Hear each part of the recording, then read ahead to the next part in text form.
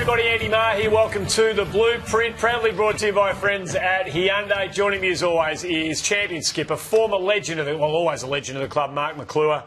And it's a glorious thing to be here the Thursday after the previous Sunday. What a day it was at the footy. So, I noticed you were wearing the yellow and black. Just in memory of them. Right. Ta-da. Goodbye. Right. No, let's be gracious in victory. And humble in victory and gracious in defeat. I'm very humble. But it was a good day. It was a fantastic afternoon, and we sort of looked a bit shaky early. We had a few things that went wrong, but I really liked the way they knuckled down and stuck to their task and actually put pressure on the opposition, who really don't like to have a contested game. They like to have free ball and move it easily, and I think that there's a few little things that worked really well for them. I think Dygan coming in, good, tough half-forward flanker who played on a man, cut him out, kicked 4 goals himself. Good job, you know, that's all you're supposed to do. Yep. You know, you don't have to be the best player on the ground. You know, and we saw lots of those examples. So it was an interesting afternoon and showed there's still some fight. There is, who knows where to from here. We joined you last week and Mark Maclure had his 5 non-negotiables that needed to be adhered to if Carlton was to prevail against the Tigers. How do you reckon we went? Take us through them. One of your first clearances. Clearances. How do we go? Well, the clearances was outstanding. They had 52 to 37, but we had probably 7 or 8 behind in the first 10 minutes. So really, after that, they started to dominate in that area. And Warnock's got to be handed a big accolade for that. He was terrific in the way he went about it. And I really like Gibbs in the middle. He did a great job. That young man, he does a great job too. The young fella from Queensland, Tommy Bell, who's improving all the time. Yep. But the Warnock punches away, the Warnock taps down. Here's Bell again. Another year, this kid's going to be something special. He's powerful, strong, and can run hard. Yep. And he's got to understand the game a bit better. Juddy was super, as we all understand. And Cruiser did his bit too, and that was good stuff. Not a good setup from Richmond. They weren't in the right spots, but we were. So it was really good setup. Good thought process, and even the big fella gets a couple out. He was terrific. He was good. Look at that knockout, and just fantastic again. A lot of that, Sellers, is you get possession and you win it from that, but then the next phase of it, the kick, it doesn't need to be perfect footy, does it? It's just get it in there, get your forwards reactive, get them where they need to be, and anything can happen, and that's exactly what did happen on Sunday. No one's ever played the perfect game. Yeah. I've never seen one. I've never seen anyone coach the perfect game. I've never seen anyone administrate the perfect year. And the AFL haven't done it either. No. There's a whole lot of things that you don't do perfectly, but if you do them quickly, it gives yourself a real chance. No vision, no graphic, no numbers, but you didn't want our forwards letting their defenders to mark the ball inside our forward 50. Big stat. It is a big stat. I know it's one that you're pretty keen on. Yeah. To your eye, they actually did a pretty good job with that. Well, the stat works out that if you let them have easy marks in their defence, it's the start of their attack. Yep. I mean, what forwards do now, the forwards are really defenders. If you think about it, they defend the ball and keep it inside their 50. That's the modern game. And then what happens when it gets to the half-back line, it's all about attack. You've got to push the ball in as quick as you can. So the half-backs are attackers and the forwards are defenders. It's a weird summation, but it's exactly how it works. Yeah. And I think that if you can keep the opposition to 0 marks inside your 50, which means you're hitting targets or you're bringing it to the ground, you get a score like that. So 18-8. That's a pretty good score. 2 ticks so far. Quick ball movement was your third point that you stressed this time last week. After a shaky start when we couldn't really get our hands on the footy at all. No. I think you would have given a bit of a tick to this as well. Pretty hard to move if you can't get it, but all of a sudden they started to get it and they didn't stop. You could quick kick inside. When you get inside, you need to move it again quickly because then all of a sudden they push back numbers if you don't do that. And this is quick kick out of there. Who cares about that? It was a dangerous kick, but it was a very quick kick. And also Walker again with a good hit out here as well. And you'll see on the outside is Henderson who just sets up beautifully. Nice bounce, calm, casual, and a really good kick inside 50, long and low, and that's what you want. Yep. That's how your forwards require the ball, not high and soft, as sometimes it is. Very poor by Chaplin there, but don't worry about him. Good tackle and a bit of pressure on. And Gibbs, just a chip kick, perfect. But straight away, here we go. straight away play on. And that's what you require, because then the defenders, as we saw, the Richmond defenders were at 6s and 7s. They didn't have a hope in the hell of trying to make a contest in this area because of the movement of the ball. So that was a difference. Gibbs and Murphy set that up, don't they? Weren't they? They were fantastic again, the two leaders of the midfield, obviously, along with Chris Judd, who we'll have a chat about in a minute. Execution, you've sort of already touched on this, but we've been lamenting the fact that we couldn't convert in recent weeks, and lo and behold. Yeah, it wouldn't be on the side of a barn, some of them sometimes. We were kicking 9.22, 9.20, 9.25, and we kicked, what did we kick? 8.88. Yep. Well, that is a tremendous day in front of the sticks, and so we should. So it should happen. They have the talent. It's just about the mind and being able to execute properly and doing it for somebody else. So that was a terrific performance by them. That means they can do it and they can do more. Yep, exactly. That's what they're supposed to do. Harder for longer was one of the other things you stressed last week. Just be tougher in the contest, as hard as you can possibly be in the contest. And again, even early, Sellers, when Richmond were dominating, I don't reckon you could question Carlton's commitment to the contest. No, I agree with that. It was a pretty solid battle, and it was one that the Tigers didn't like. You could see it. Eventually, they succumbed to. This is a great tackle. Should have been a free kick, but wasn't paid. Bad luck. But there was 3 or 4 around that contest. And again, here we go again. Great tackle from behind by Garland, who's got enormous pace. Straight play on, and away they go. This is a good contest too. Morris and also Diagon running the ball, and both got great courage. Terrific stuff. This is sensational. And sometimes you've got to sacrifice yourself. Someone has to make a sacrifice, and Henderson's been tremendous all year, whether it be forward or back. That was great. Loved it. It was.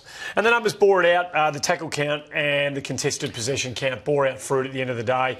Having conceded ground in both of them early, as we saw before, we picked them up and went past them by the end of the game. So contested possessions, we had 5 who had 10 plus, and Gibbs had 18. That's a massive number for him, you know. And you have Judd in there, you have Murphy in there, you have Curnow was in there as well, and I think Diagon had 10 as well. They were in double figures, and Richmond had 2 in double figures, and the highest was a 12.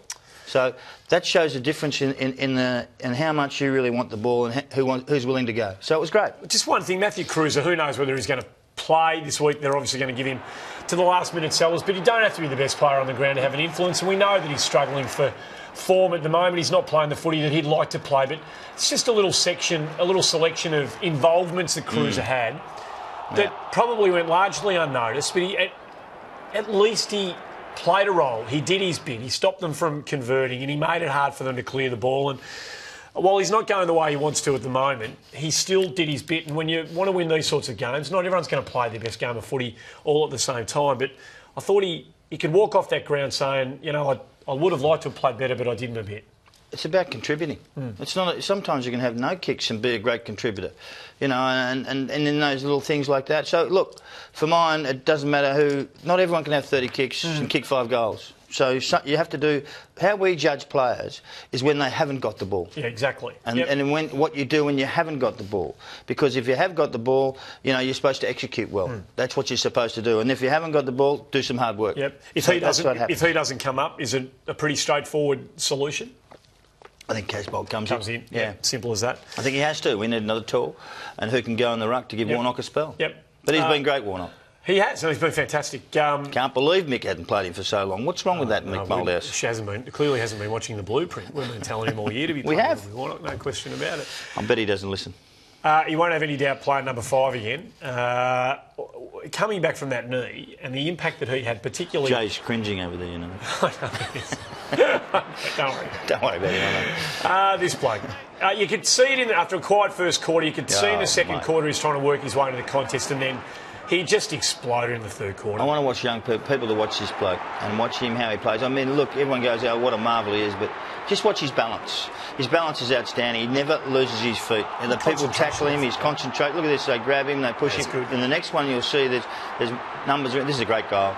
And Juddy has missed some of those in the past, but you know what? He nailed that, and he was really happy. And so was she. Someone was happy. The wife of just sharing the love on Twitter, and what a beautiful thing it was. Flicked the switch, eh? No, the Judd man's just flicked the switch. We love it when he flicks the switch. There's nothing better. Undisciplined acts. There wasn't all peaches and cream for us, as you so eloquently said in our pre-show meeting today. No. There's still some areas to tidy up. Now, this wasn't the 50-metre penalty against Betts. You can see Diagon run onto the loose ball there. Yeah. I swear Nick Diagon didn't hear the whistle. He ran in and kicked the opening goal, and that was the goal, and that's what the 50 was for. But the game's not.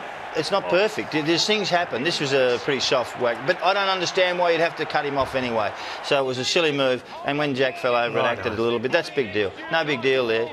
And also there's another 50 metres here for someone talking behind the play or having a go at somebody else. This is a little hold. It was a hold or a silly hold. It was nothing. It was Walker, and you didn't have to do that either.